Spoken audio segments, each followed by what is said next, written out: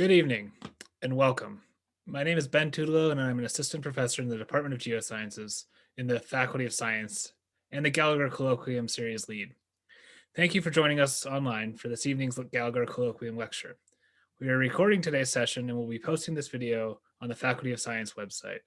I encourage you to check our website, science.ucalgary.ca, for event listings and video updates. Just a reminder, should our webinar become disconnected before the event ends, allow us a minute to restart the session. You'll be able to rejoin the webinar just by using the same login link that you used to get here in the first place. Hosting this year's series online provides us with a greater opportunity to engage with attendees from around the globe. As we gather this evening, I like to think about who I'm sharing this virtual space with now, both near and far. We are broadcasting from Calgary, which is located on the traditional territories of the people of the Treaty 7 region in southern Alberta, which includes the Blackfoot Confederacy, comprising the Siksika, the Piikani, the Kainai First Nations, as well as the Tsuut'ina First Nation and the Stoney Nakoda, including the Chiniki, Bearspaw, and Wesley First Nations. The city of Calgary is also home to Métis Nation of Alberta, Region 3.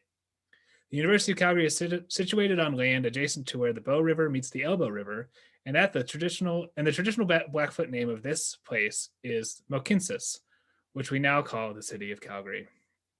Before we begin tonight's presentation, I'd like to take a moment to recognize the Gallagher family for making this series possible. Through their generous philanthropy and vision for deep connection between the university and the community, the Gallagher family has provided the Department of Geoscience and the Faculty of Science with the opportunity to develop and grow the Gallagher Colloquium series. To strengthen our scientific community by increasing scientific knowledge, creating public awareness, and establishing connections with our alumni, community, students, faculty, and staff. Thank you, Tom and Fred Gallagher, for your continued support of this public lecture series and for being champions of science. The Gallagher Colloquium series continues to be an invaluable way to connect science with our community and our community with science. And I think that the subject of tonight's lecture really gets to the very heart of the exciting and dynamic nature of geoscience in the 21st century. I'd like to invite Dr. Kathy Ryan, Associate Dean Research and Graduate Education in the Faculty of Science, to introduce tonight's speaker. Thanks so much, Ben. It's such a pleasure for me to have the opportunity to introduce Paul Bauman to you, who I've known for about 30 years, both professionally and personally, including his wonderful family, some of whom I'm sure have joined us tonight. So I'll start like we usually do with Paul's undergrad. And for Paul's undergrad, he elected to go to a local university close to where he grew up, which just happened to be Princeton. And while at Princeton, he did an undergraduate degree in geological engineering with a focus on water resources. And he also did a minor that I'll refer back to in my introduction, along with his engineering degree, and that was in Near Eastern Studies, which is a program that still exists at Princeton and has a diverse curricula that includes history, literature, religion, anthropology, and the study of one or more Near Eastern languages. So after Paul finished his bachelor's in his geological engineering degree, he took a position as a field engineer with the International Drilling and Oilfield Services Company, Schlumberger, and he worked for them between 1981 and 1986 in the same Near Eastern region that he studied in his minor. And so he worked in Indonesia, Malaysia, and Papua New Guinea. While he was working for Schlumberger, Paul obviously picked up the power of geophysics. And he chose then for his master's degree to combine his water resources from his undergraduate and geophysics to do a master's of science in earth sciences at the University of Waterloo, which is where I first met him. And he conducted his MSc research in the use of environmental geophysics, which really didn't exist as a field at that time, to look at dense oily chemicals in the subsurface. Along the way, Paul and I had the opportunity to do some outdoor trips together, and I can confirm to you that he is every bit as intense in the field as he is in conversation over lunch. In truth, I'm not sure if Paul ever sleeps.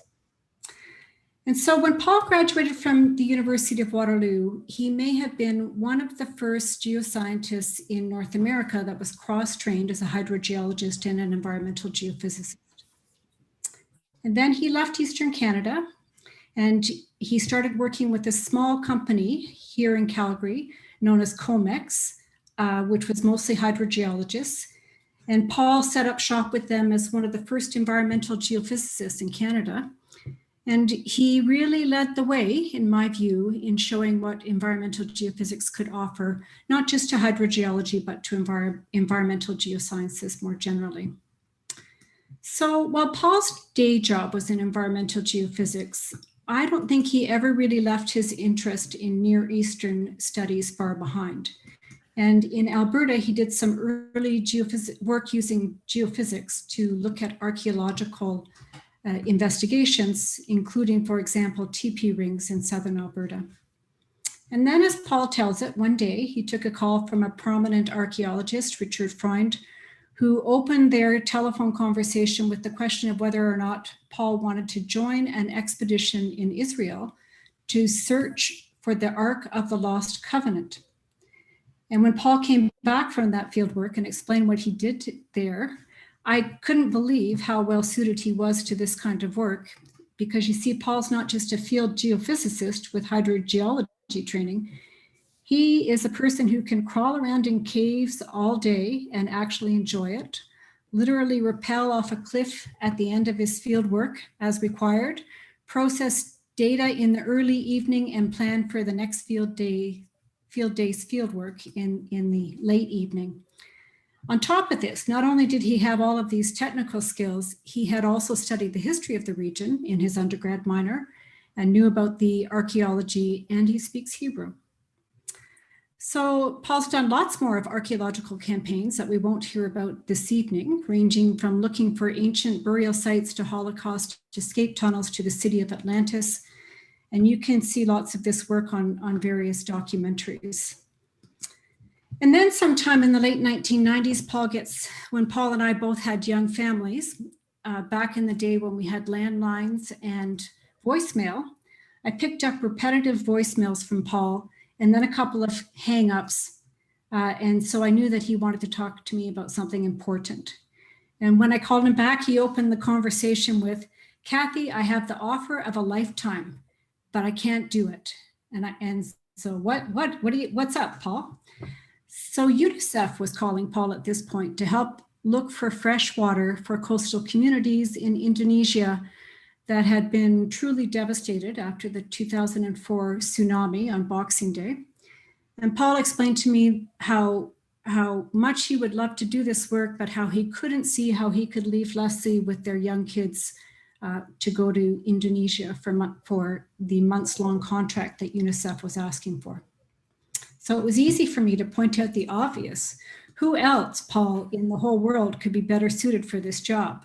So what environmental geophysicist could UNICEF find who would have Paul's unique combination of technical skills, the fortitude and resilience to set up a field exploration program in a remote region with no services because it had literally just been devastated, spoke Indonesian, and also had cultural understanding to work there effectively. So I gave Paul some free advice, which was to talk to Leslie about how much time their family could manage without their dad, and tell UNICEF what his terms were. And I think that worked out well for everybody involved. And then Paul added humanitarian to his hydrogeophysicist job title. Since then, Paul has literally traveled the world with his work that has involved fascinating projects in wonderful landscapes. He not only conducts outstanding technical projects, but he and his daughter Josie, who's worked with him, also takes fabulous photographs, some of which I'm sure we'll see tonight, and he tells great stories. So I don't think we'll hear this evening about archaeological investigations or some of the amazing innovative work that Paul has shown over his career, which has moved from that small firm of COMEX, which used to be on the Trans-Canada in Montgomery and Calgary, to Worley Parsons, then to Vizian, and most recently to BGC Engineering. But Paul's innovation has included the likes of kite photography and waterborne geophysics on prairie rivers. So I think, though, after this long career that Paul has had, that his favorite projects are those in which he makes a humanitarian contribution, and that's what we'll hear about tonight. And I invite you all to join me in thanking the Gallagher family and the Canadian Society of Exploration Geophysicists for the opportunity to welcome Paul to speak with us this evening. Over to you, Paul.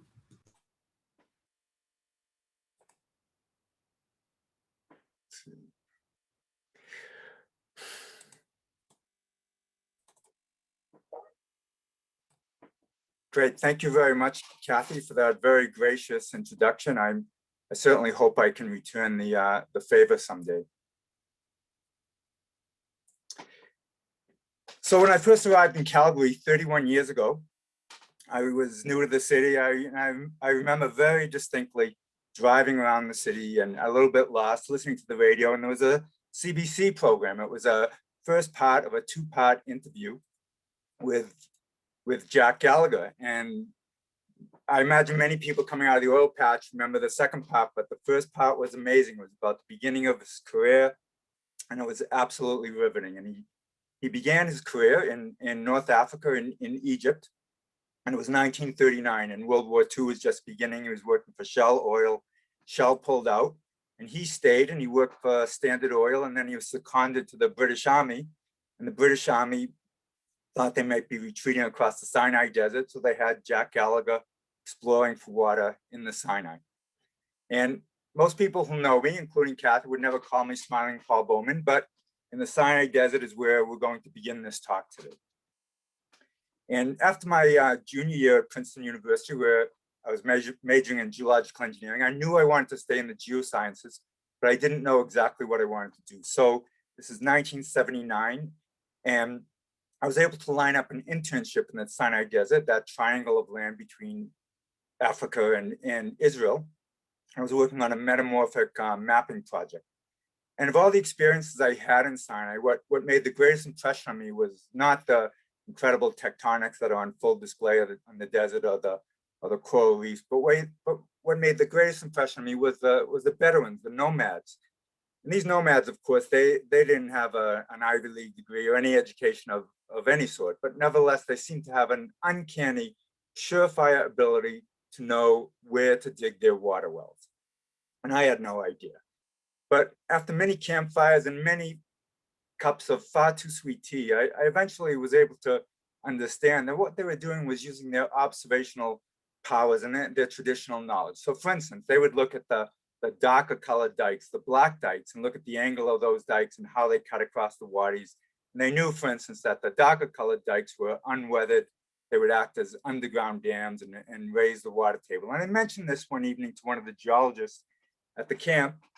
And after the program, he gave me a compendium of papers that the Israeli survey had done in the Sinai. And one of these papers used geophysical methods as they existed 40 years ago to essentially mimic what the Bedouins were doing in their water exploration. And since then, I've been hooked on this non-intrusive investigation of the subsurface, and in particular, water exploration. And it's certainly taken me to many remote places in the world, including some places I had never heard of, but some of these had already been visited by people far more famous than myself. And we'll begin in one of those places, the Kuma Refugee Camp. And it was here Angelina Jolie and Reese Witherspoon had previously spent quite a bit of time. But of the three of us, only two of us, Reese Witherspoon and myself, only the two of us have made a movie. Reese Witherspoon made the 2014 excellent Hollywood movie with actual Kuma refugees in it, The Good Lie, and a short documentary, Finding Water, was made about the water project, about which I'll be speaking on the first few minutes. But we'll be mentioning Angelina Jolie a few minutes later into the talk. The Kuma Refugee Camp was established 1991, 1992 for the 30 to 40,000 lost boys from southern Sudan who spent 1, 2, 3 years crossing the deserts, jungles, wetlands of southern Sudan to Ethiopia, and then fled civil war in Ethiopia to come to the border of Kenya. And that from there, they were trucked and bused 100 kilometers south to the Turkana Desert, to what is the middle of nowhere. And nowhere, in fact, is one of the Turkana translations for the word Kakuma. This Kakuma 4, the first part of the camp was Kakuma 1, then it expanded 2, 3, and 4. Now, generally, a lot of us may believe from the media that all these refugees, they're coming to Canada, they're coming to the States, they're coming to France, but that's not the case. Generally, most of the refugees in the world, they're fleeing marginalized lands, arid lands suffering from political upheavals, desertification, climate change, and they're walking out of these places usually to adjacent countries that are just marginally better off. And they're usually being placed in the arid and semi-arid places in those countries. So Kenya, for instance, is the country that hosts the 5th largest number of refugees, with over 500,000 refugees. And 200,000 of them are in the Kuma camp, with 60% of them being from the world's newest country, what's now South Sudan, another 20% fleeing civil war, famine, drought in Somalia, and the other 20% fleeing political upheavals, climate change stress from Uganda, Rwanda, Burundi, Eritrea, Ethiopia, Yemen, the Congo, and so forth. So here's a portion of the camp. The camp is located on a plain, on a basin called the Lodokipi Basin. It's rimmed in the south by volcanic mountains. And of course, that basin, the Lodokipi Plain, it's infilled with silts, sands, and clays, but also as it's part of the East African Rift Valley, actually the eastern arm of the East African Rift Valley. It's a closed basin. So there are also a lot of salt deposits that are churned up by flash floods and paleo wadis and creating a number of salinized aquifers. The sediment, because we're on the south end of the basin, the sediment thickness varies from a fraction of a meter to many tens of meters. The sediment overlies volcanic rock. Those volcanics overlie a thin sedimentary layer that in turn overlies the crystalline basement. And then that's all overprinted by intense block faulting. And again, we're in the Rift Valley. So very complex geology. So here's a simplified geological map on the left of Kenya. And we can see that Kuma is at the northern end of that peach-colored south to north lineament. That's the east arm of the East African Rift Valley. But the southern end of that blue semicircle, the Lodokipi Basin, the sediment basin. Now in 2016, when we carried out our water exploration program, at that point in time, UNHCR, the United Nations High Commission of Refugees, was supplying the camp with 12 wells. All of those wells were drilled and screened into the underlying volcanics, producing water from the weathered volcanics. They produce variable amounts of water, but they all produce water with fluoride concentrations at above or way above the Canadian WHO and Kenyan drinking water standard of 1.5 milligrams per liter. Generally, it's understood that the fluoride comes out of the dissolution from alkaline volcanics in the Rift Valley. So the wells pump the water out of the ground. They pump for 10 hours at night. The water is immediately chlorinated before it goes into these 6 or so 100 cubic meter overhead tanks that are distributed about the camp. And then the following day, for a few hours in the afternoon and a few hours in the morning, the water is distributed to hundreds of tap stands scattered about the camp by gravity, hopefully, if everything works well.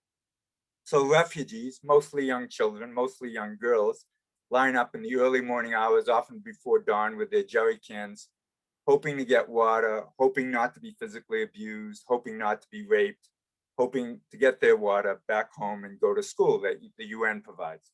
So needless to say, many of them become discouraged. They go out into the ephemeral riverbeds, the wadis, what in the Turkana language they call lagers, and they dig these scoop holes. They scoop water out with whatever container they have. They fill up their containers and take off. The water, of course, is high in E. coli and very high in pathogens. And as bad as the water situation is for the refugees, it's even more dire for the Turkana people, whose lives revolve around taking their donkeys, camels, and goats from one ephemeral water source to another. So I'd been in the camp, in the Kuma camp, in 2014 and 2015 for a few weeks. I was teaching a training course to both refugees and host community Turkana, an introduction to hydrogeology, an introduction to groundwater at the camp, household treatment of water, introduction to basic geophysical exploration using 1D techniques. And through my time in the camp, I certainly got to see the water system up close, and I came to very to very clear conclusions. First, there wasn't nearly enough water. UNHCR targets in this desert environment 20 liters per person per day. And while I was there, the water supply was as low as 12 liters per person per day. And secondly, the water quality was poor, generally high in fluoride and quite often high in salinity as well. So I thought potentially I could improve on it. So in 2016, I came back to the camp with a few colleagues from Canada and a grant from Geoscientists Without Borders. And I put together an exploration crew using the students from my previous classes in 2014 and 2015. I'm going to introduce you to a couple of them. This first one is Loki Lowy, and she's a Turkana woman. And like all the refugees and all the people in the class, she spoke at least three languages. She spoke Turkana, English, and Kiswahili.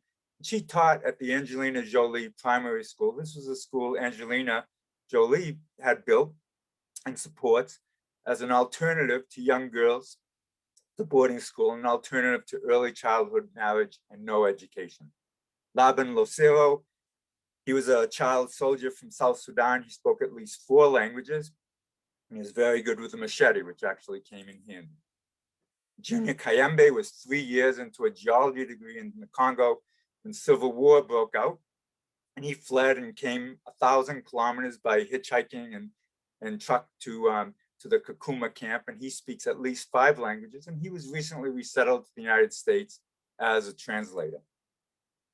So where were we going to find water? Well, I hypothesized, of course I didn't know, but I hypothesized that given that the camp, and here we're looking down at actually Kuma 1, the first part of the camp, given that the camp is flanked by these 2 large wadis, these 2 large lagers, that likely, or at least perhaps, there'd be paleo channels underlying the camp that would connect to these lagers and would potentially be recharged from these lagers. Of course, I didn't know if these paleo channels were there, but if they were there, we were certainly hoping we could find them with geophysical methods. And if we could find them, there would be less expensive wells to drill because there would be more shallow versus the 50 to 150 volcanic, weathered volcanic wells that UNHCR was drilling. They would likely produce water with higher flow rates since there would be sands and gravels. And they would likely produce water with lower fluoride concentration, again, because they're coming from the sands and gravels. But this was all hypothetical. We didn't know. But where was the water going to come from? Well, I knew from having been in the camp, and then in the fall and the spring, you get what are called the big rains and the small rains. And when you get rainfall, as you can see in this limited hydrograph of data that was available over a 6-7 month period, that when you get continuous rainfall for a few days, either over Kakuma or maybe up the drainage towards Uganda, you'll actually start to accumulate water in the lagers. You'll get flash flood. And as you can see below in the hydrographs, all of the UNHCR wells in the crystalline bed, in the weathered volcanics, respond immediately to these flash floods. So I hoped that overlying paleo channels, overlying gravels would also be recharged very quickly. So what was our approach? Well, we used 2 techniques. First, we used seismic refraction. In our 11-day field program, we collected 6 kilometers of seismic refraction data. And here, what we're mapping is quite simply the velocity of the subsurface. And generally, anywhere you go in the world, you can say overburden is slow, rock is fast. So by mapping the top of the high velocity zone, we could see where the bedrock was deepest, where the overburden was thickest. And then we collected 12 kilometers of 2D electrical resistivity tomography data. And here the purpose is to figure out, is that overburden conductive, that is low resistivity, is the blue and green colors you see here, so clay filled or saltwater saturated, or is it high resistivity, yellow and pink, and freshwater saturated sands and gravels. So this is the first section that UNHCR drilled a well on. It's a 800 meter long section, 70 meters deep. You can see the overburden thickness varies from 25 to 30 meters. The red dashed line is the top of rock, the 2,000 meter per second contour. We've stripped off of the refraction data. And then we see this hot pink blanket, this high resistivity layer that we interpreted as freshwater saturated sand and gravel. So UNHCR drilled the first well on our data here, Lucky Borehole 13. It was screened between 14 and 29 meters below ground surface. It was the shallowest well ever drilled in Kuma. It was also one of the most highly productive wells ever drilled at 40 cubic meters per hour. And it was the first well ever drilled with fluoride concentrations below 1.5 milligrams per liter. UNHCR then followed with 2 more wells in nearby sands, and those were also good producers at 29 and 45 cubic meters per hour, also with low fluoride and low salinity.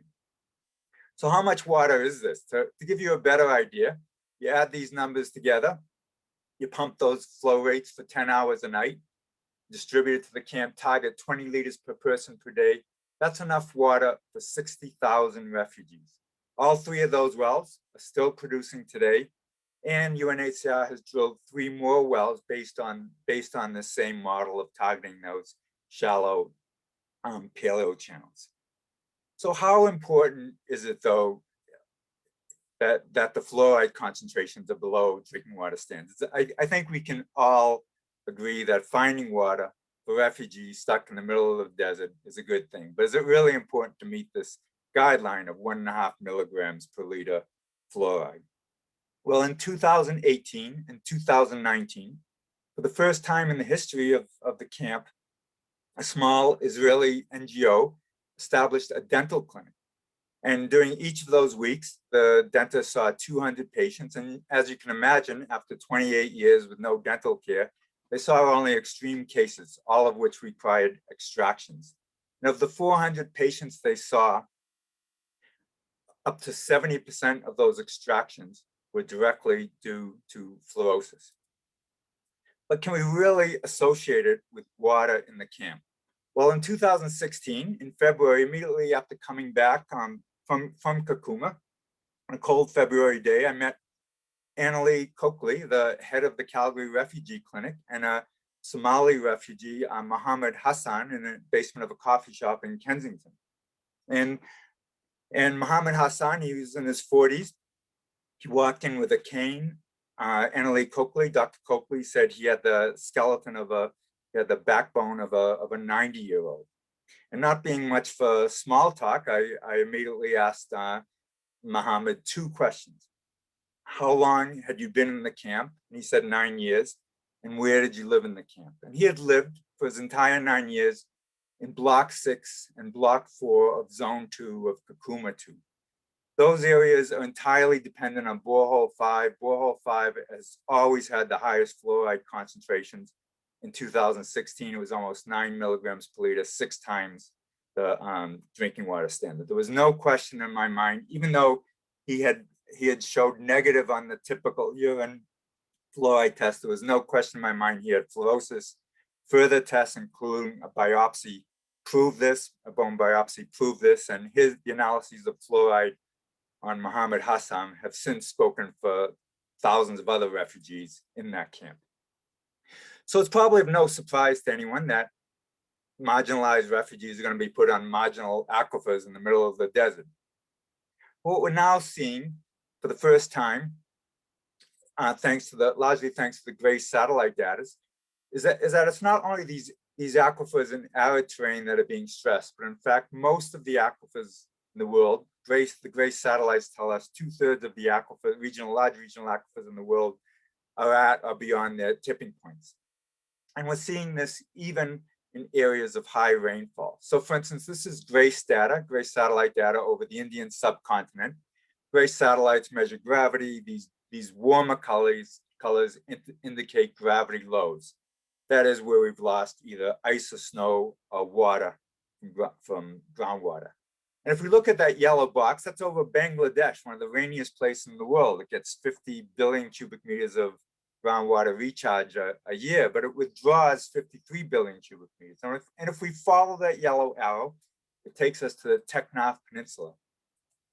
And the Tekknoff Peninsula receives 3.8 meters of rainfall a year, twice the rainfall of Squamish. And it was here that more than 750,000 refugees came from the Rakhine province in Myanmar, fleeing ethnic cleansing and genocide. So following our success in Kuma, UNHCR invited us in the fall of 2017 to carry out water exploration program in the refugee camps in the Tekknoff Peninsula.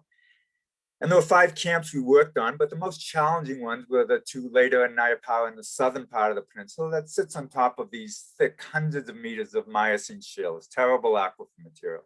In fact, we were able to find a number of incised sandstone units, but they were poor water. Wells were drilled and they did produce water, but not much, 4 or 5 cubic meters an hour. And really what you need in a big camp like this is 40 to 50 cubic meters an hour. At the same time, we were doing our deeper exploration program.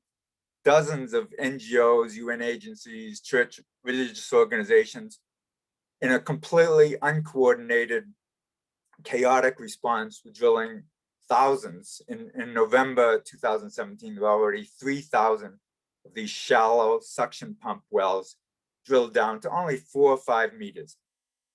And as you can see, they were so chaotic, you would simply have one well drilled to another. So needless to say, by the time the next dry season came around, all of these thousands of wells were dry. At the same time, these wells, of course, have no facility for chlorination, and they were put in place without any regard to sources of contamination, areas of open defecation, latrines, showers, overland runoff. And I was actually interviewed right here by BBC, and I unfortunately correctly predicted that a cholera outbreak would surely occur given the practices that were happening in the camp. So very, very discouraged from my experience in Bangladesh. I felt very fortunate a few months later to be in northern Uganda, again with another grant from Geoscientists Without Borders, this time carrying out a water exploration, water development program in an area where all the NGOs and UN agencies and other aid agencies had largely abandoned the area more than 10 years early. So this is Acholi land.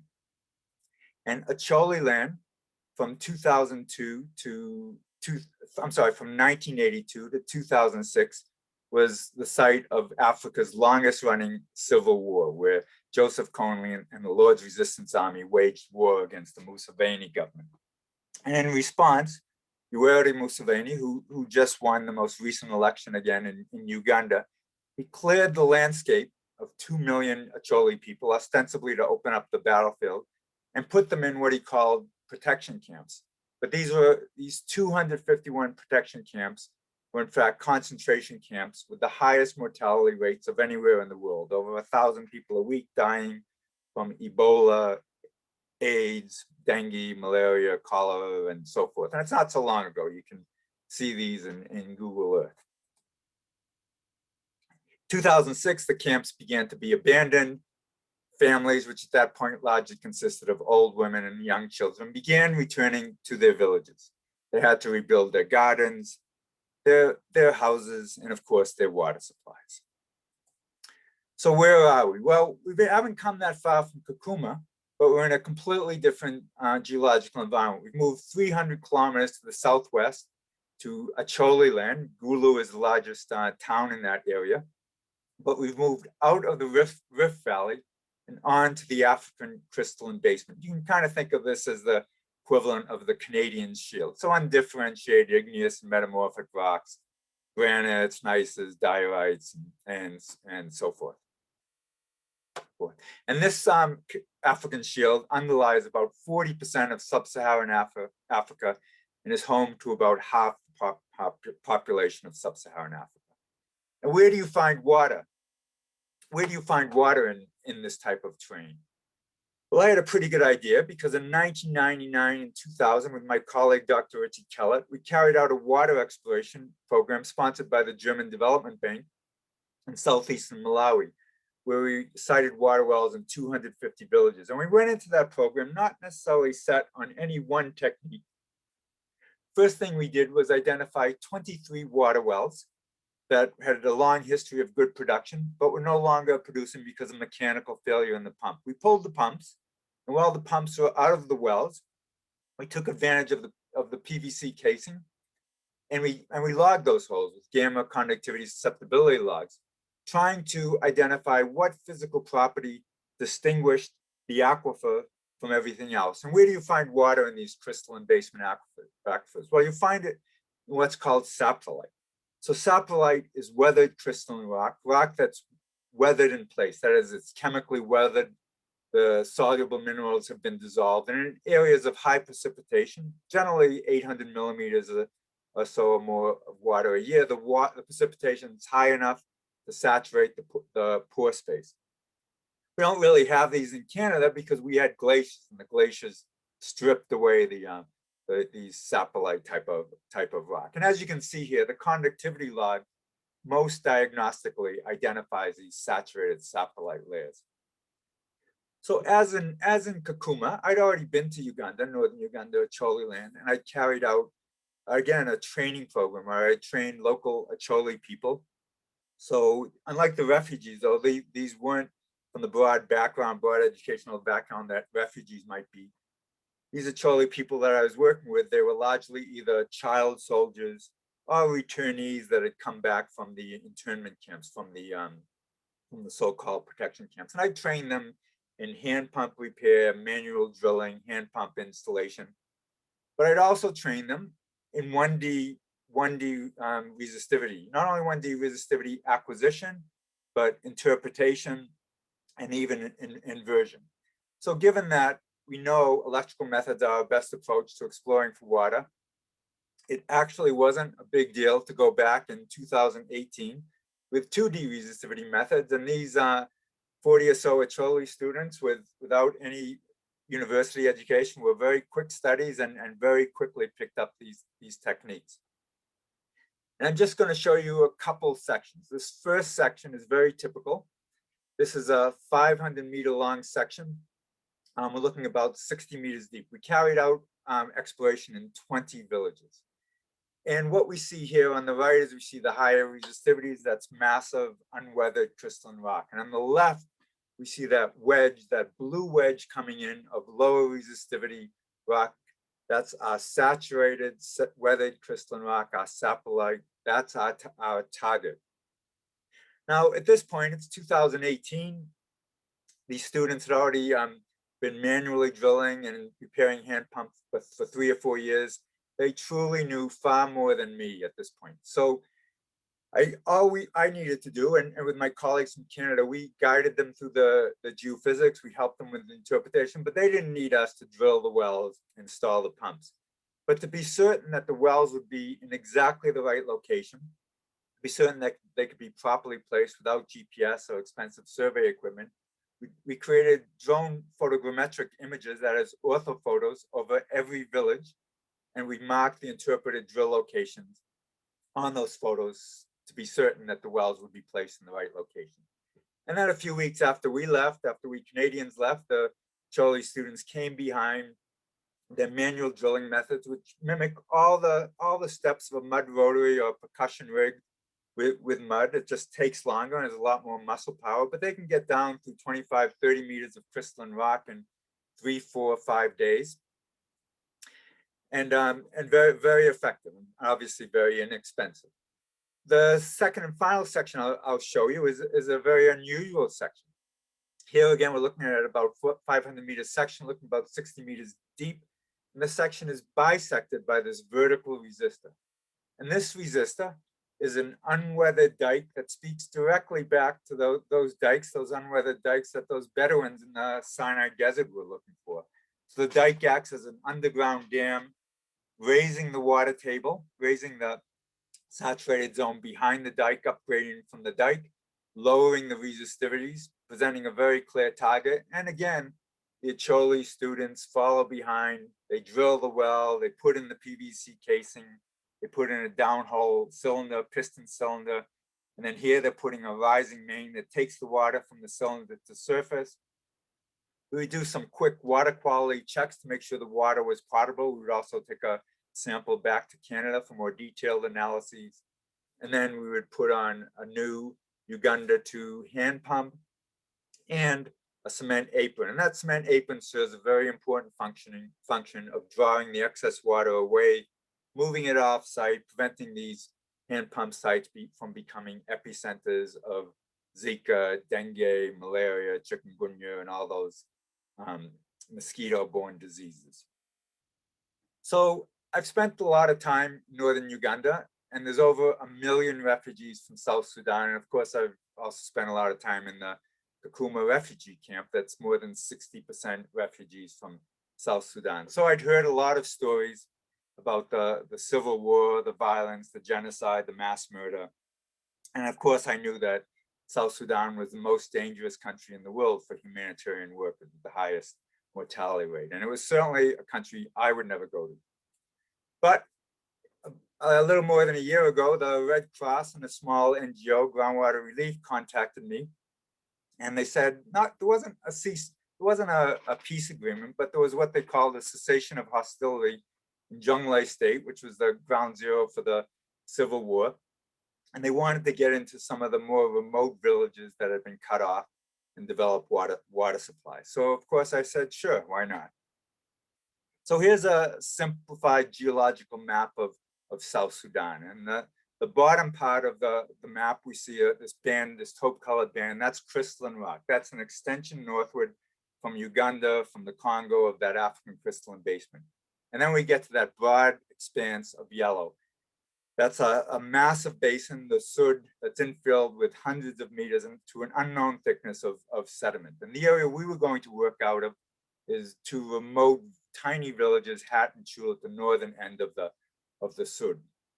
So of course we had to fly there, Bell 412, which we packed with tents, living equipment. We forgot all our water filter was broken, small details, but of course the geophysical equipment. And then we flew for 3 hours over the Sud, the largest wetland in the world, larger than the province of Nova Scotia. And not only is it a wetland, but this particular year it was receiving unprecedented flooding.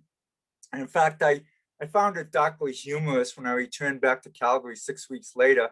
I saw this article in BBC, and a number of colleagues contacted me from the AGU. They knew I was working in the Sud, and they said, hey, there's this great paper that identified these small but measurable increases in the greenhouse gas methane in the atmosphere as being due to flooding in the Sud. And for me, this was not the story. It was not a story. The real story, of course, was the flooding itself, the famine due to the flooding, and the ongoing and largely unreported civil war that has claimed more than 400,000 lives in this part of South Sudan. So as in Uganda, I did aerial photography with a drone over every village. And here's a typical villages. We targeted 14 villages in the Sud. And something you probably notice in this photo is that there's a lot of water. There's many tributaries here to the White Nile River. Now, yes, this is the rainy season and there unprecedented flooding, and the water will drop, and the water is not easily accessible. And yes, those wetlands are full of crocodiles. But most importantly, there's no sanitation, there's no hygiene here. All the water you see here is high in E. coli and other pathogens.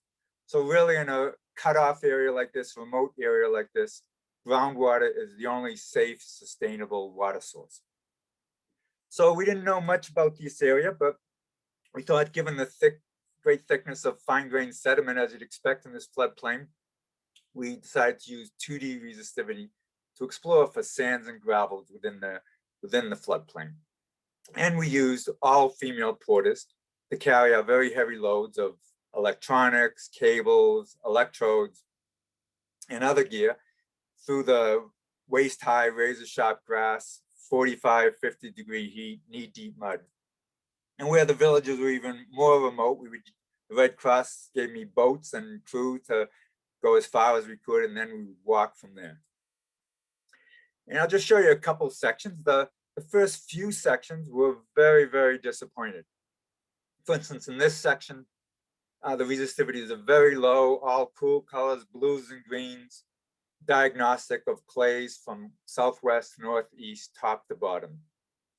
But as we carried on exploring, collecting more and more data, we started to find these sands and gravel layers in almost every village, and always at the same elevation, well within the capabilities of the small manual drilling rigs that the Red Cross would fly in by helicopter to drill these wells. None of these wells have actually been drilled yet, but the Red Cross is planning a program immediately following the end of the pandemic and their ability to safely access these remote villages. So I flew out late on a Friday afternoon. I flew out in the helicopter. We landed just before dark. I thought I'd be heading home pretty quick. And the Red Cross met me with three things. First, they gave me a gin and tonic, which I appreciated. And then they gave me another gin and tonic. And then they gave me a map of Juba. And Juba is unlike any other capital city in the world I've seen. It's about 500,000 people. There's no centralized water system. There's no centralized sanitation system or hygiene system. In this map, the warmer colors are indicative of higher frequencies of what the government of Sudan calls waterborne diseases, which you can take as cholera. And it's certainly established knowledge that as water availability drops, the frequency of cholera outbreaks increase wherever you go in the world. So the Red Cross wanted to target these neighborhoods that were underserviced in water. So again, we're back in crystalline basement terrain, like in Uganda. We use 2D resistivity. And I'll just show you one section. And this is through a neighborhood, St. Augustine in downtown Juba. You can see it's essentially a large village. And an NGO, certainly without any geological knowledge, without any science background, placed this well here with, to me, or any good geologist would recognize as a very unlikely place. They drilled right into the crystalline rock. But it was logistically placed here because it's at the intersection of two roadways. Well, in fact, that NGO is a lot smarter than I would have been, or perhaps a lot luckier, but not as smart as the geophysics, because the geophysics shows us that clearly that well was placed in a good location. We have this nice, thick saprolite blanket, and the well has maybe 15, 20 meters of saturated weather dome there. And that well, in fact, has been a good producer for several years. But what we also see in the geophysics is that we have a second target 100 meters to the west, where the saturated zone is twice the thickness.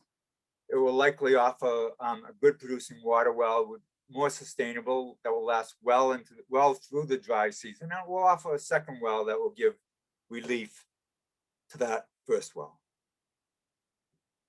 So finally, I'm going to step back in my career to a part of my career Kathy mentioned, to the Boxing Day tsunami and Boxing Day 2004. And I did speak fluent Indonesian then. And of course, I have a background in hydrogeology and geophysics, and UNICEF seconded me to begin the assessment of the impact of the tsunami to Aceh province and begin redevelopment of the water supply. And Aceh was the epicenter of the earthquake. Over 170,000 people were killed in Aceh province alone. So as part of that assessment, this is long before drones, I built a radio-controlled camera that I flew from a kite. And I took this photograph, and it's of a tugboat that was pulling a coal barge from southern Sumatra to Singapore. And the tsunami wave, it was actually 3 waves, lifted the barge and the boat and dropped them right on the coastal highway. So a cool photo, of course, but that's not why I took the photo. The reason I took the photo is the stripped away cliff in the background. That was the first site that was visited within a few days of the tsunami by USGS scientists, because here they can measure the height of the tsunami wave. And it was more than 31 meters at this point. So of course, the entire coastal plain was flooded and seawater reached as far inland as 5 kilometers.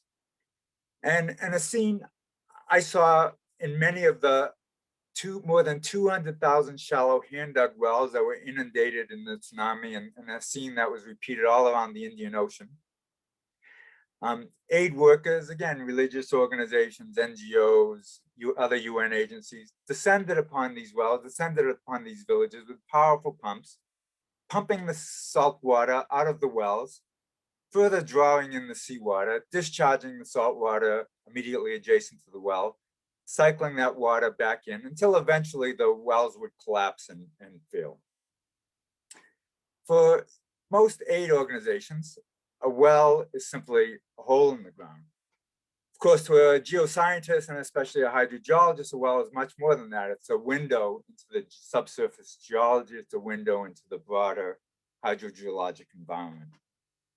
And hopefully something you've got out of this talk is that in all these humanitarian crises I've spoke of, they all require tremendous inputs of human resources, of financial support, and incredible logistical support.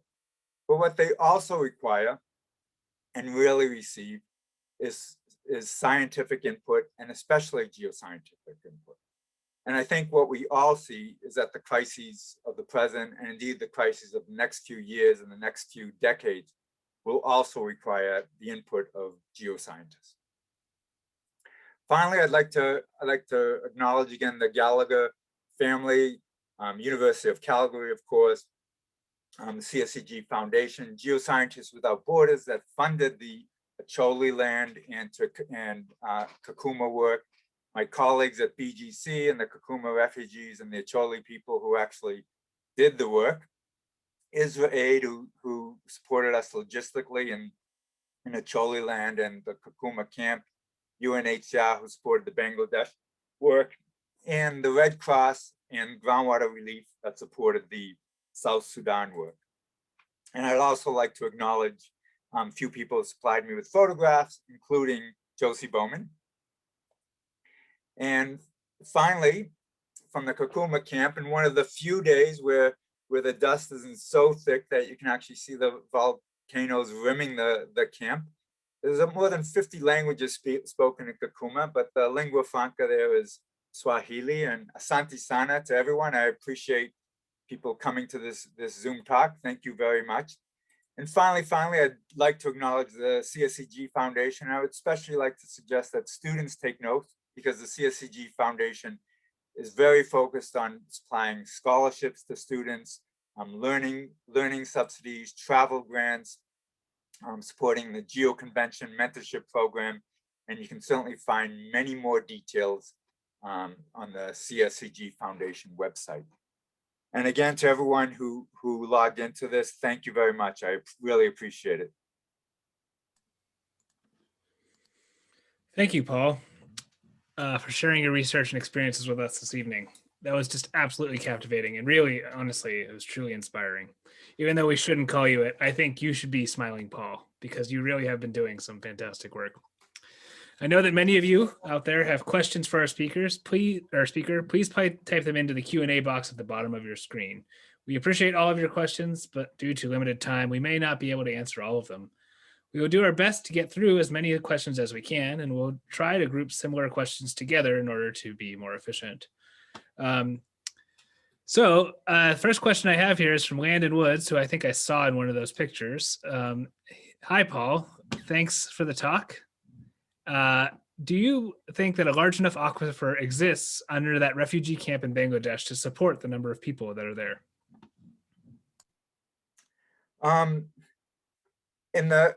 So there's about 10 camps. There's about 10 camps in the Tekknoff Peninsula. And the camps in the north, there's hundreds of meters of alluvial deposits. And the answer there is yes. The camps in the south, no. I mean, even basic geological mapping, which was done, but it was done incorrectly, would indicate no, that these thick Miocene shales are inadequate for providing the water that's going to be needed to supply camps of this size. I mean, there's also many other problems that are going to be faced in the camps, even the camps in the north where there are multiple aquifers. As you saw, it's a peninsula, the Tekknoff Peninsula. And if you pump long enough and hard enough, of course, you'll begin to draw seawater in either from the east or the west. And again, this is an area where any geoscientist, any hydrogeologist would recognize these potential landmines up front at the early establishment of a camp. And regardless of whether saltwater intrusion is a problem down the road, of course, these people need water, but at least you could begin to do precautionary measures of monitoring, of pumping tests, of regular hydrochemical testing. And that's And that's part of the problem I have with many of these humanitarian responses is that, yes, day one after a tsunami, day one after a civil war, the crisis is acute, and maybe week one and month one and year one, but even years after a crisis has occurred, as in the Kuma camp, most of these agencies still treat these situations as in crisis mode, when they start to have to look at them in a long-term development mode and look at what's going to be needed to supply these people, because whether it's Bangladesh or Kuma, these camps are generally understood by the host communities to be temporary sites. The average time a refugee spends in a refugee camp is 18.7 years, and the Kuma camp has been there since 1991. So that's way more of a answer than you asked for, but no, there's not enough water there, and the characterization for long-term water supply has not been done properly. Thanks, Paul. That was a very thorough answer, and I think it was very much appreciated. So the next question is from both Rachel Lauer and Kathy Ryan. How can professional and budding hydrogeologists engage with these efforts? Yeah, that's that's the toughest question I always get, and I always dread it a little bit. And I'm going to give you two parts to answer that question. I can tell you, I was actually a little surprised when I got that question at the Colorado School of Mines, because they actually have a graduate program in humanitarian engineering, and I thought they'd be telling me. So again, I'm going to give you way more of an answer than you probably bargained for. And the first part of it's going to be very, very maybe even dour, negative. I'm just going to, it may sound a bit of a hyperbole, but the humanitarian industry, and it is very much an industry, I would say, it's about $30 billion a year is spent on humanitarian work.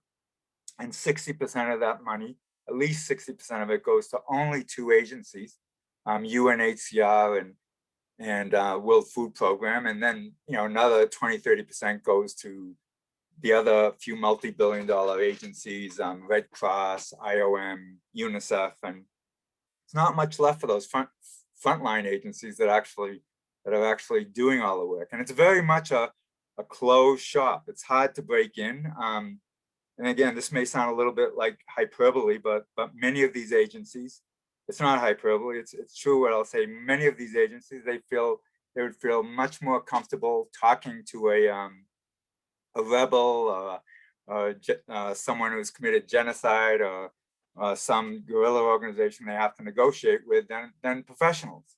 And for all kinds of reasons, but the main reason is that I would probably say outside of medical work, that is, for instance, MSF, generally the work being done in these camps, especially in water resources, is not being done by professionals. For instance, at best, running a large water program, you might see someone with a public health background, and more typically it's someone with a logistics background. So it's very much a closed shop, tough to get in. On the other hand, what I would say is that's changing. It's changing very, very quickly, partly because of this epidemic that we're all going in right now. The pandemic is hugely drawing down resources, forcing many of these organizations to recognize that what they have to do, whatever they have to do much more efficiently. They can't afford to drill 5 water wells to get one water well. They have to use more local organizations. They have to reduce bureaucracy. So it is changing. And I'll move on from there even a little more, trying to get a little more optimistic as well. What I would also say too is that the best thing you can do, certainly persistence, looking for opportunities. There are websites that have that post hundreds of jobs in the humanitarian sphere, and probably the best one I would say is run by OCHA, the Office of Communication, and it's a UN agency, Office of Communication and Humanitarian Administration, and they have a website, Relief Web, all one word. You click on Relief Web, you click on jobs, you click on water and sanitation, you'll see hundreds of jobs. And what you'll see in those jobs is where things are moving. They're moving towards a more technical end. So here's where I come to directly addressing people in school. I would say that don't chase the things that these agencies are looking for right now. Chase the things that you know that they need in the very near future. GIS, data management, hydrogeology, aqueous geochemistry, remote sensing. I think this humanitarian sector is going to move very quickly to becoming much more professionalized, and having those skills, as well as the willingness and the doggedness to get your way into that sector, will get you into the sector. And then again, it's a closed shop. Once you're in, you're in. And yeah, so those are the two aspects of breaking in. I would put out there. Well, again, a very thorough answer, but certainly very much appreciated, at least from my standpoint. So the next question is from Haidar Putra. What are some of the strategies that your team or the NGOs you worked with used in order to ensure that the wells that they built in the refugee camps are well maintained and long lasting? Yeah, I mean, all these sites are really different. Yeah, they're all really different. I guess I'll start with Kuma. So all refugee camps are essentially all the refugee camps in the world, like all the camps that actually are home to official refugees. And I didn't give a number. There's about 80 million refugees in the world, but about 27.5 million of them are official refugees under the Geneva Convention. They're all managed by UNHCR. They have they have generous budgets, but they have budgets of millions of dollars for water and sanitation. And the wells are maintained. They have to be maintained. I mean, one thing the UN is very good at, they're not very good at long-term planning, the long-term understanding, the development, but they're great at keeping people alive. So whatever it takes to keep those wells going, pumping, driving trucks of diesel across the Turkana desert, to paying off rebels to keep those diesel generators going, flying in well pots, they'll do it. But beyond that, there's bi-yearly water chemistry sampling. There's training programs. There's training programs for refugees within the camp to train them to maintain the water systems. And I'm going a little bit off topic here, but the main purpose of the Kuma program was not to turn these refugees into hydrogeologists, but to give them enough training that they could get jobs with the water and sanitation sectors with the UN within the camps to maintain the water systems. And the point of that is it hugely increased their livelihood, because the rations that they get are barely enough to keep them alive. So anyways, there's there's hundreds of refugees that work within the WASH programs that are well trained, that maintain the wells. And the UN will do whatever it has to do to keep those wells going. In Uganda, let's go to Uganda. In Uganda, I scratch my head. I really do not know why it was so successful, but saw in contrast the Acholi people that participated in that program. They had very little education. They came out of the internment camp, out of the protection camps, and child soldiers. But necessity is the mother of invention, and every single one of those 40 students that were in the class are far better at hand pump repair, manual drilling than I am. Most of them have gone on to establish their own small companies, water exploration companies, hand pump companies. We've left geophysical equipment there. It's been continually used. I know they've done more than 1,000 1D soundings. They've learned how to do computer inversions. Some of those groups have got contracts from UN and other NGOs to do water exploration for the UN and IDP camps in South Sudan and Ebola camps in the Congo, in displacement camps in Uganda. When we site these water wells, the village engagement is done by the students themselves, and of course, for better or worse, but I would say for better, they do it with villages that they're from or they have family, so they know when there's problems in those pumps, and they and they're right on top of returning to those villages and repairing those pumps. There was all kinds of components to this program beyond what I spoke of. Pumping tests. We did stable isotope analysis, oxygen and deuterium, to get a sense of where the water was coming from. Is the water, are the aquifers sustainable? We certainly look at rainfall patterns and rainfall gauges and rainfall history. Yeah, so there's and I can tell you, I'm still in touch with many of the people in this program. I'll just say one other thing. I do have a grant to go back there again in January, and we're always looking at ways to make these systems more sustainable. And something we're looking at this time is to put in accelerometers into the hand pumps that would communicate to by telemetry to the actual hand pump mechanics in Gulu, so they would know. Not only would they know when the pump's not working, but they would know when the pump is starting to not work or not working as efficiently, because they would see that it's taking more and more strokes to get the same amount of water. So so yeah, there's a few more sites I could go into, but that's already, again, more of an answer than you probably wanted. Still great. Thank you very much. So next question is from Maureen McLeod. And I think you did mention the GRACE satellites in your talk, but I think her question is general, so you've sort of zoomed in. But on a general term, like, so how much do we know about how much available water is out there in aquifers around the world? Well, the data from the GRACE satellites tells us that I think 21 of the 31 or 32 large regional aquifers at or beyond their tipping points. So so certainly the large aquifers in the world are being stressed.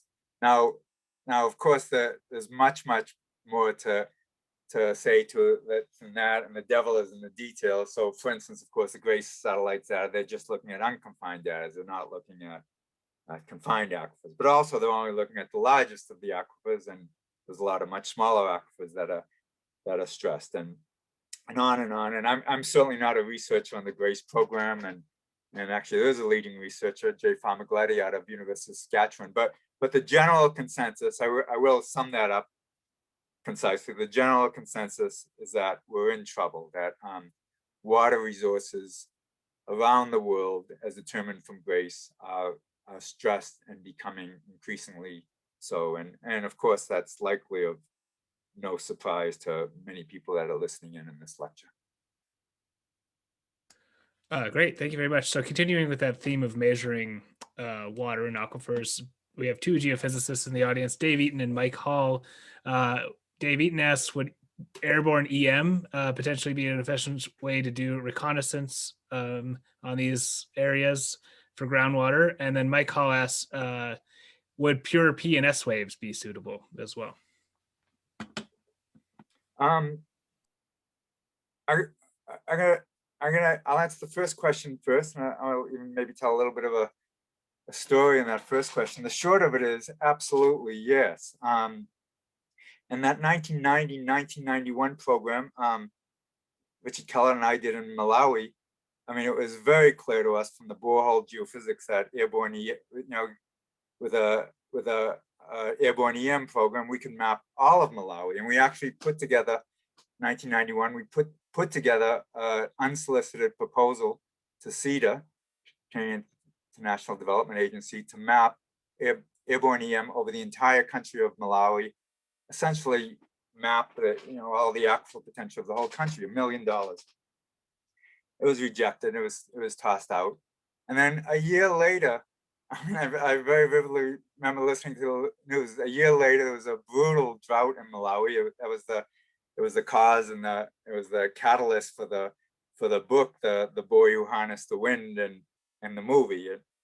And it was a drought in Malawi, and Canada was flying. I think it was at $1 million each flight, C-130s taking over rice or some other grain that nobody even eats over there, and lauding itself as helping out in the famine, where clearly a countrywide water mapping program would have been much more beneficial.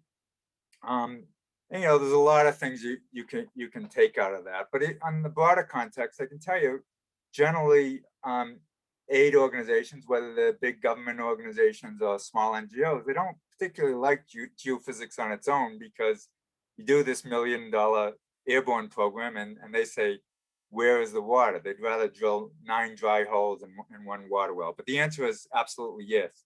I'll expand on that a little bit.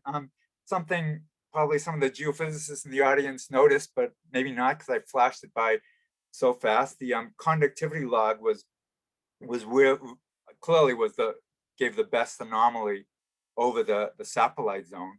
But the magnetic susceptibility log was also really good, especially considering that was on a log scale. And so we considered doing magnetics, but of course, electrical methods are sensitive to water saturation. But nevertheless, now considering that clearly these aquifers these saprolite zones have different magnetic susceptibilities, and nowadays where you can fly incredibly high resolution magnetometers from tiny drones at 40 kilometers an hour, and I know this because we're doing this. Magnetics is something that also should be reconsidered now as an exploration technique for water exploration. Of course, magnetics may also pick up fracture zones, faults, and so forth. So the answer to your question is absolutely yes.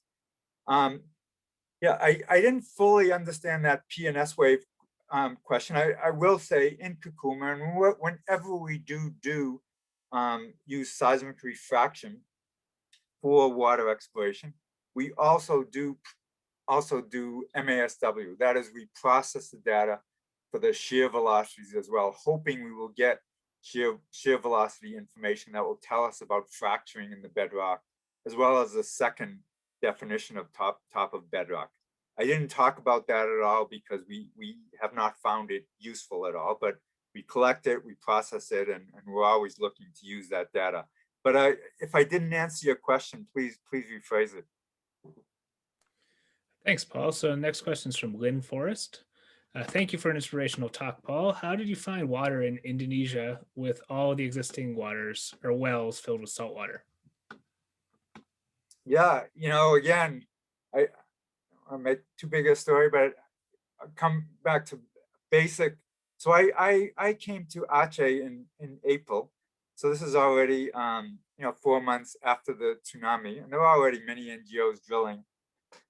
Not having worked in Indonesia, I certainly knew a bit how the system worked and where to find things. And of course, this is before, it was 2004, it's 17 years ago. And so I was shocked to see that nobody had maps, and not topographic maps, not hydrogeology maps. So the first thing I did was go to Java, to the Geological Survey at Indonesia, and they gave me this huge catalog of maps, including lots of subsurface maps that had already mapped out most of the aquifers in that region. So along that coastal plain in Sumatra, there's many confined aquifers. So the real importance of the geophysics was not so much water exploration, but was delineating the saltwater intrusion front. And there was some surface geophysics done in support of that, but the main and most useful effort that was done to support that was a Aceh-wide, or at least all the flooded areas, but let's call it an Aceh-wide airborne EM survey that was done by the German Geological Survey. And I've spoken with a number of those researchers, and when I see them now and then in conferences since, and we're always scratching our heads together because the data is spectacular. It's truly spectacular, but in fact, very few NGOs really made any use of it. So but again, the short of it is the basic geological maps, hydrogeological maps that were already in place with the Indonesian Geological Survey had plenty of information to supply targeting for aquifers along the coast. Thank you. So the next question is from Jack Goodwin. Could you please give your thoughts on combining this sort of water finding through hydrogeology with the above ground solutions of water management for sanitation and gardening?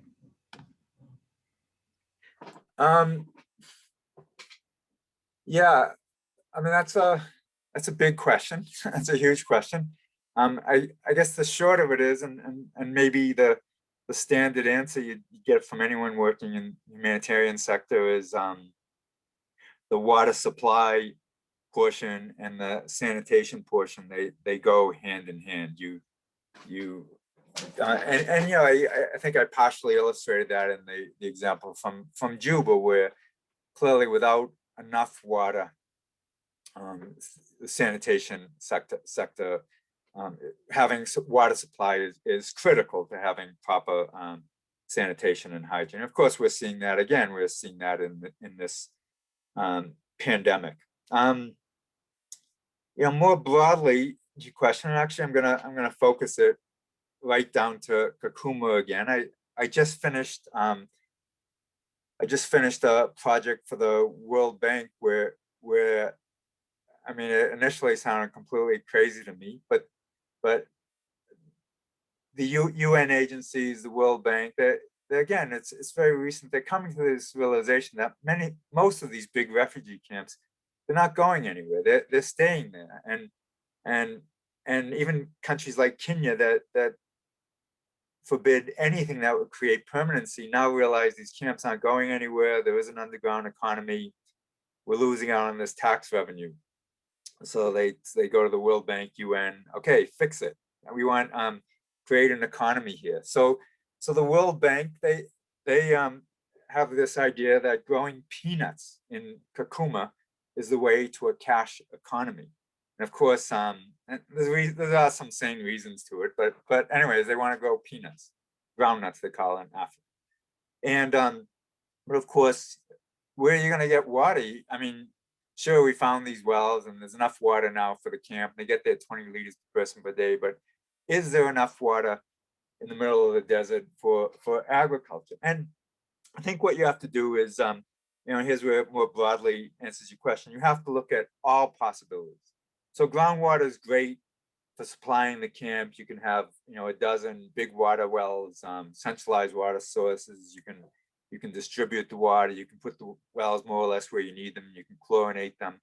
Agriculture, you have to think more broadly. So in putting together this report, we looked at dams on the trash. We looked at what are called slow dams that will trap flash flood waters and induced infiltration. We looked at recharging flash flood waters, recharging into the aquifers. We looked at capturing rainfall, spate irrigation, where you channel the waters into open lands that are already been planted. So yeah, I mean, going from enough water, and that's what I like about humanitarian work. Like, I don't have to mess around with my mind about the complications of what if these people just simply need water to live. But as you start to think about agriculture, gardens, cash economies, supplying food for themselves, yeah, you have to get a lot more creative and look at a broader range of water sources, and of course tie that with what kind of crops you're going to grow and the markets and the soils and climates and all those other aspects. Thank you very much for that one. So the next one from Alan Cantor: what have been the most significant technical or non-technical developments or innovations that have emerged since you began your career and that have enabled you to do the phenomenal work that you do?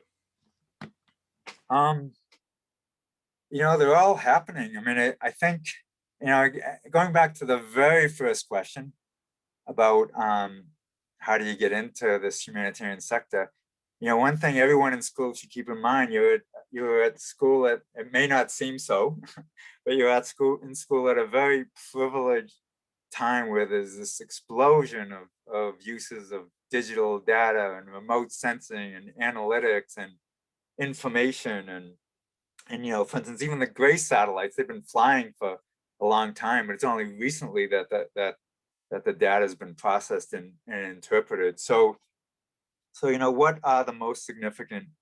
There's a lot of them. I mean, remote sensing is huge. Of course, geophysics is massive. And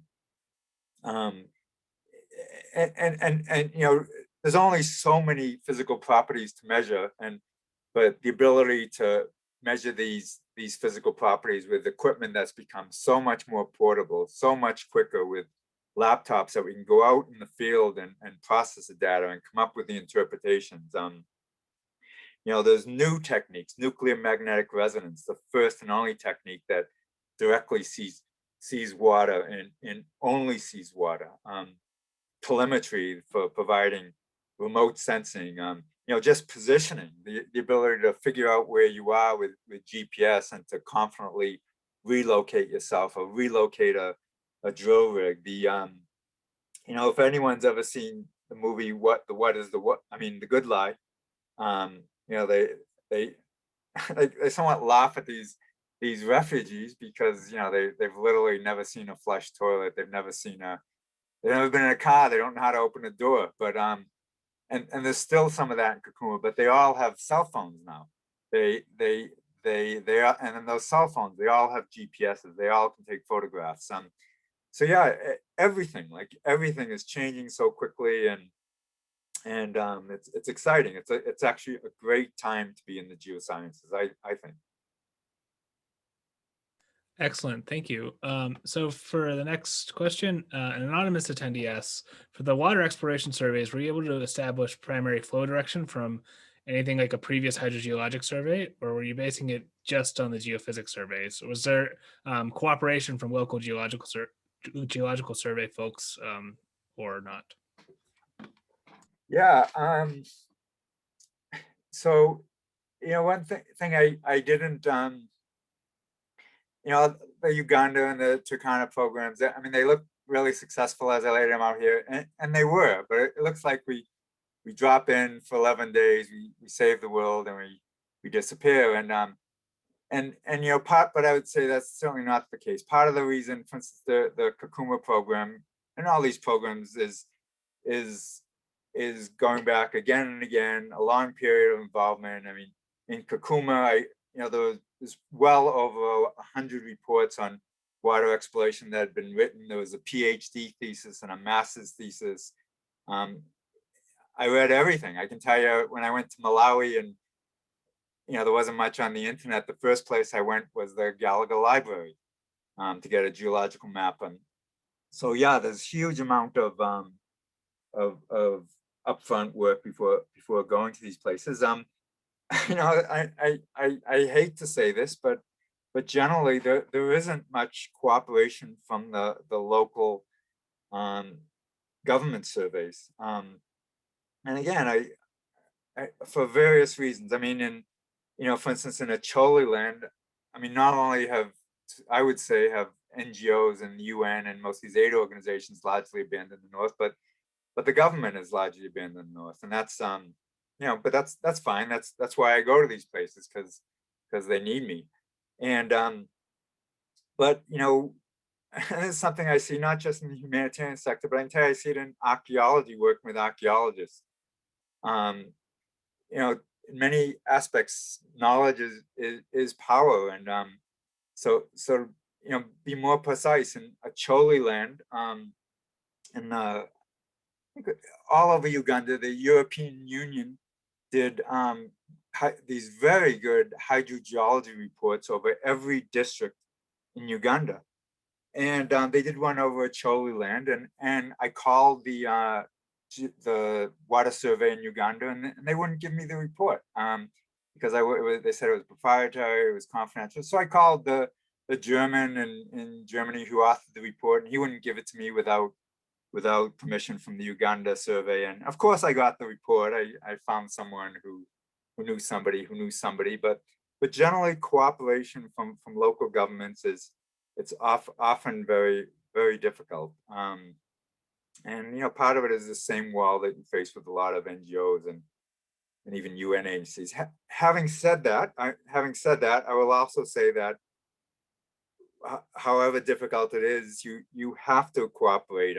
You have to work with UN, for instance, in any refugee camp, because they run the places, and you have to work with the local governments because of course, not only is it their country, but you want to be there to build their capacity, not undermine the capacity. So So, I mean, the short answer to what you're saying is how does it happen with a lot of patience, a lot of frustration, and I have a bit of a mantra that I often say to myself. I try to remind myself why am I there, and who am I trying to help, and I just gotta take that actually a little bit further. Is you know, some of you might be rolling your eyes and maybe thinking either I'm a little sarcastic, that's terrible, it works so that way in these African countries or whatever, but look at us. I mean, we're this country. We a year ago we had over 200 boiled water advisories on,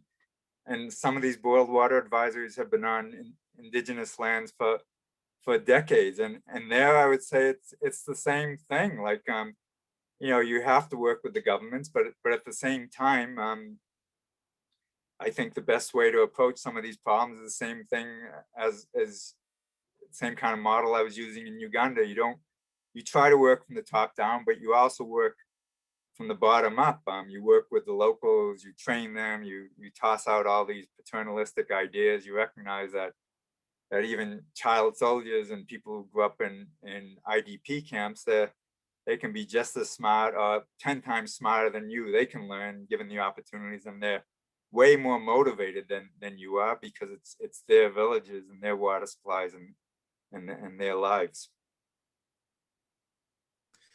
Thank you, Paul, very much. And I'm sorry to all of our attendees who asked questions so we don't have time to answer, but I think one last lighthearted question might be good to close out the night. So Mark Kavanaugh picked up on the fact that you said that you speak, or at least spoke, fluent Indonesian. So perhaps you could say "so long" in Indonesian to close out the night.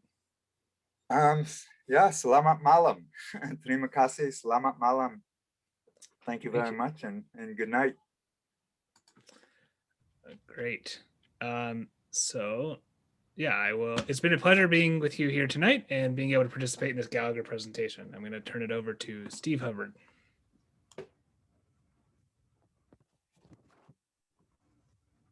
Hi, everyone. Thanks, Ben. I am Steve Hubbard. I'm the interim head in the Department of Geoscience. To start these closing remarks, I promise to be fairly brief here, but I obviously need to thank Paul. What an inspirational talk. Your experiences have been obviously incredible, and we appreciate you sharing them with our community. It's really something else.